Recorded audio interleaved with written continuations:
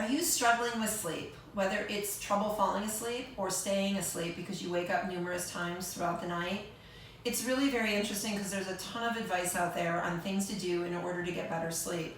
And I'm going to share a couple of those with you, but what I really want to do is tell you why those things are super important so that it resonates a little bit better with you so that you can stick to them. So number one, right, is to make sure that that room is totally dark. Well, why is that really important? It's important because there's a hormone called melatonin that gets stimulated when it's completely dark.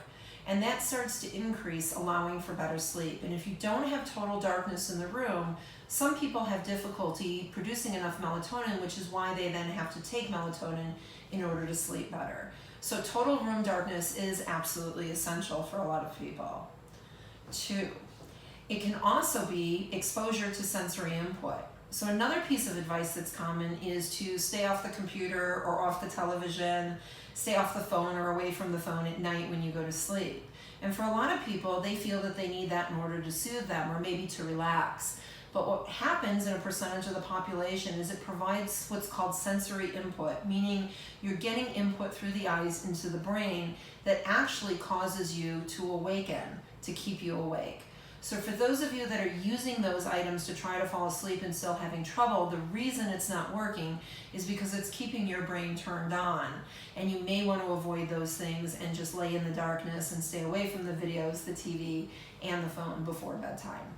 Really super important. Then at the same time, some of us are not following a good sleep-wake cycle. So it's really important as well to pick the right time to fall asleep. In a normal, what we call circadian rhythm, which has to do with the way hormones are produced that allow for sleep, as an adult, we should be falling asleep somewhere between 9 and 11 o'clock at night. So for those of us that are choosing to stay up later, we're disrupting that circadian rhythm that can alter the type of sleep that we're getting.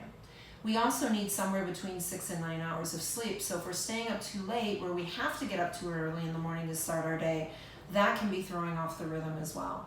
So it's really important that we shoot for somewhere between 6 and 9 so that we can feel refreshed. Fall asleep between 9 and 11 o'clock as well. If you're having trouble with those types of things, you might want to rearrange your schedule so that you can do that.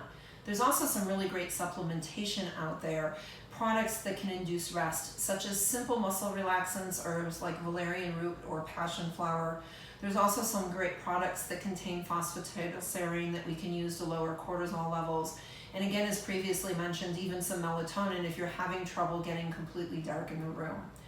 Once you know the why behind some of those things, it may be much easier to implement in your lifestyle to see if those things are working. Give those a shot. Let us know here at Innovative if they're not working. We may have some other ideas.